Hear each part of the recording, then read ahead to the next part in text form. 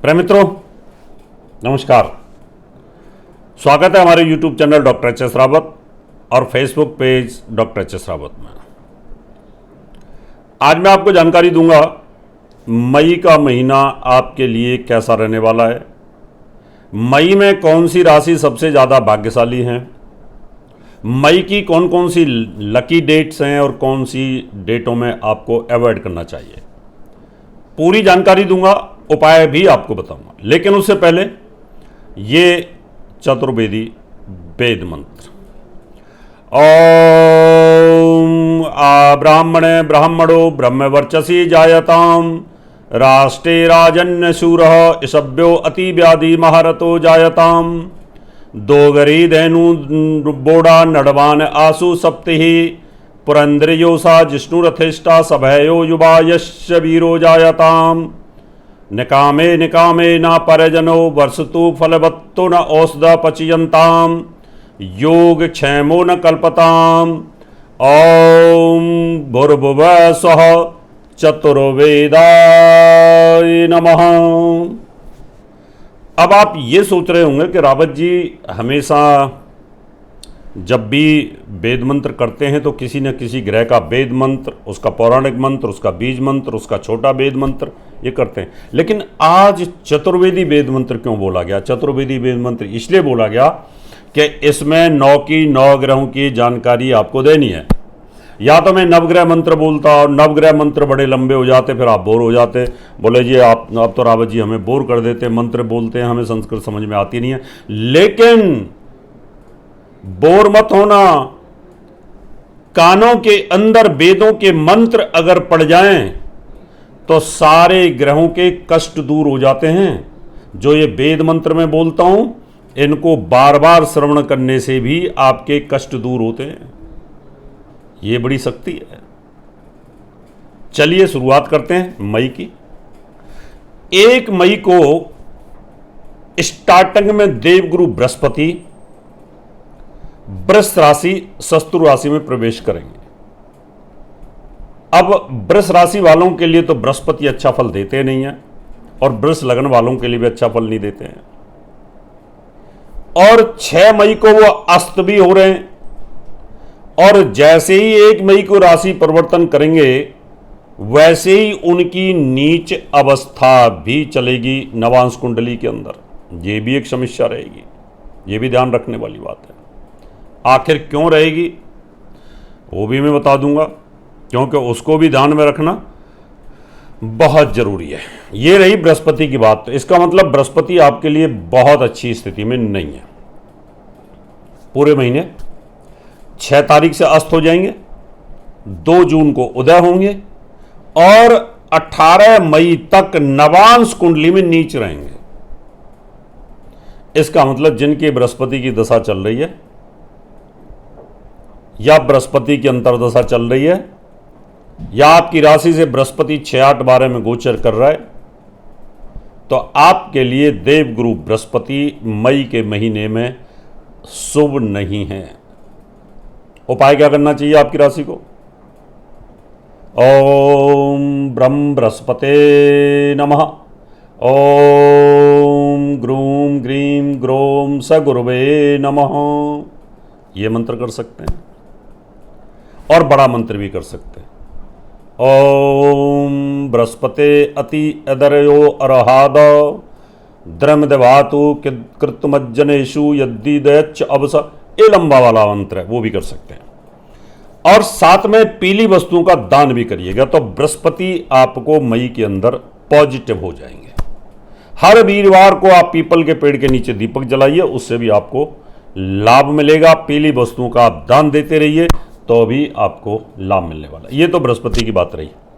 अब हम आगे बात करते हैं बुध की। 10 मई को जो बुध है ये मेष राशि में प्रवेश कर जाएंगे। 10 मई को मेष राशि में प्रवेश करेंगे तो बुध शत्रु राशि में प्रवेश करेगा। तो यहां भी आपको थोड़ा ध्यान रखना है। शुक्र, सूर्य और बुध की युति यहां पर मेष राशि में रहने वाली है। 3 ग्रही का योग बनेगा, त्रैग्रही योग बनेगा। और फिर बाद में 31 मई को भी ये चेंज करेंगे। तो जिनकी बुध की दशा चल रही है तो उनके लिए भी मेष राशि में, शत्रु राशि में, एक राशि से अष्टम, एक राशि से, तो यहाँ भी अच्छी स्थिति नहीं है। अब हम शुक्र की बात करेंगे। शुक्र 19 मई को यानी वृष राशि में, अपनी राशि में, अब शुक्र आपके लिए अच्छे हो जाएंगे। शुक्र स्वराशि में और बृहस्पति शुक्र के साथ, तो यहां पर एक योग आपके लिए अच्छा बन जाएगा। अगर आपकी शुक्र की दशा चल रही है, शुक्र की अंतर्दशा चल रही है, तो यह भी आपके लिए अच्छा है। और साथ में सूर्यदेव की बात कर लेता हूं। 14 मई को सूर्यदेव उच्च अवस्था से निकल के वृष राशि में, तो वृष राशि में 14 मई से बृहस्पति, सूर्य और शुक्र का त्रैग्रही योग बनेगा। और शनिदेव की भी बात करता हूं। शनिदेव पूरे महीने में 10 मई तक नवांश कुंडली में नीच अवस्था में रहेंगे। अब ये डिटेल तो मैं आपको सम्मेलनों में बताता हूं, या मैं टीवी के ऊपर बताता हूं, या मुझे 10-12 मिनट मिलते हैं, उसमें भी आप मेरे को लिखना शुरू कर देते हो, गुरुजी आप बहुत लंबा डिटेल समझाते हो। मेरा काम पढ़ाने का भैया, तो मैं तो फिर आचार्य हूं तो पढ़ाऊंगा। तो इसका मतलब शनि भी आपके नवांश कुंडली में नीच अवस्था में चलने वाले हैं 10 मई तक। 10 मई के बाद फिर अच्छा है। अब चलते हैं हम राशियों के हिसाब से। मेष राशि, मेष राशि का शनि लाभ स्थान पर है। 10 मई के बाद नवांश कुंडली में वृष राशि में जाएगा, तो आपके लिए थोड़ा सा पॉजिटिव योग बनाएगा, नीचता से हटेगा। सूर्य आपका उच्च अवस्था में रहेगा। आप जो करना चाहते हैं एजुकेशन के फील्ड में आपके लिए बहुत पॉजिटिव है। वृष राशि के अंदर 19 मई से मालव नाम का राजयोग बनेगा। मान सम्मान में वृद्धि, चुनाव जीतना, मिनिस्टर बनना, ये योग आपके लिए काफ़ी अच्छा रहने वाला है। ये भी एक अच्छा है। तो वृष राशि के लिए मैं ये कह सकता हूँ सबसे ज़्यादा भाग्यशाली वृष राशि रहेगी। यहाँ पर 2 राजयोग आपको मिलने वाले हैं। एक राजयोग मिलेगा आपको मालव नाम का महापुरुष राजयोग, और दूसरा सस नाम का महापुरुष राजयोग। मालव नाम के महापुरुष राजयोग का 19 मई से आपको पीरियड मिलेगा, और 10 मई के बाद शनि का मिलेगा, क्योंकि शनि नवांश कुंडली में नीच अवस्था से निकल जाएंगे। अब मिथुन राशि की भी बात करता हूँ। मिथुन राशि के अंदर जो स्थिति है, बुध की नीच अवस्था है, और 10 मई को वो लाभ स्थान पर चले जाएंगे, नीच अवस्था से यहाँ पर निकल जाएंगे। मंगल राहु की युति रहेगी, तो चोट एक्सीडेंट से थोड़ा सावधान बरतने की जरूरत है। तो अभी तक तो आपको एक राशि बड़ी पावरफुल मिली है। कर्क राशि की मैं बात करूं तो आपके स्वास्थ्य में सुधार, इंप्रूवमेंट 10 मई के बाद आएगा। पिता के स्वास्थ्य में थोड़ी सी डिस्टर्बेंस हो सकती है। सरकारी नौकरी आपको 14 मई तक मिलने के योग बनते हैं, और उसके बाद फिर लाभ और बिजनेस और व्यापारियों के लिए बहुत अच्छा बनता है। अब हम सिंह राशि की बात करेंगे। सिंह राशि का स्वामी सूर्य उच्च अवस्था में है, भाग्य स्थान पर है। भाग्य से धन की प्राप्ति, आपको शेयर बाजार से धन की प्राप्ति होने का योग बनता है, एक पॉजिटिव साइन है। और दूसरा, सिंह राशि वालों को 2 राजयोग, एक 10 मई से आपको मिलने वाला है, मिलेगा तो अभी भी, लेकिन नवांश कुंडली में कोई ग्रह नीच हो जाता है, वो राजयोग उतना फलीभूत होता नहीं है। अगर आपने अपनी पत्नी को चुनाव लड़ाया तो एमपी बनेंगी, वो मिनिस्टर भी बनेंगी। पति लड़े हैं तो पति भी जीत जाएंगे, और साथ में बड़े पद पर स्टैंप लगने वाला राजयोग भी आपको मिलने वाला है सिंह राशि को। पहली सबसे लकी वृष राशि मई की, दूसरी सबसे लकी राशि है सिंह मई की, यहां पर भी आपको राजयोग मिल रहे हैं। अब हम कन्या राशि की बात कर लेते हैं। कन्या राशि के अंदर उसका स्वामी बुध नीच अवस्था में है, और ये 10 मई को चेंज हो जाएगा और नीचता से निकल जाएगा, लेकिन अष्टम भाव में जाएगा। तो अपने स्वास्थ्य का ध्यान रखना पड़ेगा। हेल्थ इशूज थोड़े प्रॉब्लम क्रिएट कर सकते हैं यहाँ पर। अब मैं तुला राशि की बात करता हूँ। तुला राशि का स्वामी शुक्र है, ये अपनी राशि में अष्टम भाव में जाएगा। आयु में, स्वास्थ्य में इंप्रूवमेंट आने का योग बनता, संगीत के क्षेत्र में सफलता मिलने का योग बनता, भाषण शक्ति गजब की रहेगी, और अगर आपकी कथावाचक हैं तो वहाँ पर भी आपको एक बहुत ही शानदार योग बनते हैं। अब हम वृश्चिक राशि की बात करेंगे। वृश्चिक राशि वालों को भी 2 महापुरुष राजयोग यहाँ पर मिलेंगे। एक मालव नाम का महापुरुष राजयोग मिलेगा, जो आपको बहुत ही पावरफुल है। मान सम्मान, वृद्धि, धन दौलत, एक्सपोर्ट इंपोर्ट, मकान, गाड़ी, भूमि जायदाद से पैसा आने का योग बनता है। और दूसरा राजयोग है सस नाम का महापुरुष राजयोग। ये राजयोग आपके पास 1 तारीख से भी है, लेकिन 10 तारीख के बाद इसकी नीचता नवांश कुंडली से हटेगी, तो बहुत पावरफुल स्थिति में आ जाएगा। देवगुरु बृहस्पति यहाँ पर जैसे कि केंद्र के अंदर है, ये भी 18 मई के बाद इसकी जो नीच स्थिति है वो भी निकल जाएगी, तो वो भी पॉजिटिव होना योग बन जाएगा। 10 मई, 18 मई, और साथ में जहाँ पर शुक्र की स्थिति भी बहुत पॉजिटिव यहाँ पर हो जाएगी, तो एक अच्छे योग यहाँ पर बनेंगे। अब हम बात करते हैं धनु राशि की। धनु राशि का स्वामी बृहस्पति छठे भाव में है, नीच अवस्था में रहेगा 18 मई तक, अच्छी स्थिति नहीं है। और फिर यहाँ पर शुक्र का राशि परिवर्तन भी होगा, और शुक्र का राशि परिवर्तन ये 19 मई को हो रहा है, तो दोनों ही यहाँ पर हैं, तो उसके बाद पॉजिटिव साइन थोड़ा सा आना शुरू हो जाएगा। अगर हम मकर राशि की बात करेंगे, मकर राशि का स्वामी शनि धन भाव पर है, नवांश कुंडली में नीच है, और इसकी नीचता जो हटेगी वो हटेगी 18 मई को, और 18 मई के बाद में पॉजिटिव साइन होना शुरू हो जाएगा।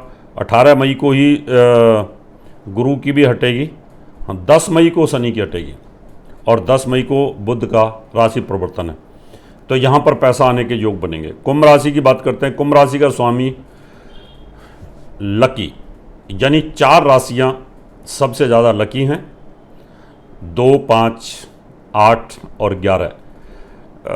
कुंभ राशि का स्वामी शनि है, अभी फिलहाल वो नवांश कुंडली में नीच अवस्था में रहेगा 10 मई तक, उसके बाद वो निकल जाएगा, फिर राजयोग का पूरा फल मिलेगा। गुरु और शुक्र का राजयोग, यहाँ पर मालव नाम का राजयोग आपको जनता का प्यार देगा, चुनाव में विजय प्राप्त कराएगा, बड़े पद पर पहुँचाएगा। ये राजयोग भी आपका बहुत अच्छा है, ये 19 मई से आपको मिलेगा। और जो बृहस्पति आपका स्टार्टिंग में अस्त और नीच अवस्था में रहेगा, 18 तारीख को उसकी नीचता मई में हट जाएगी। अब मीन राशि के स्वामी की बात करते हैं। मीन राशि का स्वामी बृहस्पति है, और बृहस्पति चले गए हैं तीसरे भाव में, दुश्मन के घर में चले गए हैं। तीसरे भाव में वहाँ पर अच्छा फल वो देते नहीं हैं गोचर में, वैसे भी 6 तारीख को अस्त हो जाएंगे 6 मई को, और फिर नीच भी रहेंगे। उस कंडीशन में 18 तारीख तक बहुत ज़्यादा उम्मीद नहीं कर सकते, और पूरा महीना उनकी अवस्था जो है अस्त रहेगी। 2 जून को निकलेंगे। तो मीन राशि वालों को अपने स्वास्थ्य का खास ध्यान रखना पड़ेगा, खर्चे ज़्यादा रहेंगे, और पत्नी के स्वास्थ्य का भी ध्यान रखना है, उनके सर्जरी ऑपरेशन वगैरह हो सकता है। मीन राशि वालों के सिर पर मंगल शनि का योग छाया हुआ है, चोट, एक्सीडेंट, दुर्घटना, परेशानी, इन टेंशन से दूर रहने की ज़रूरत है।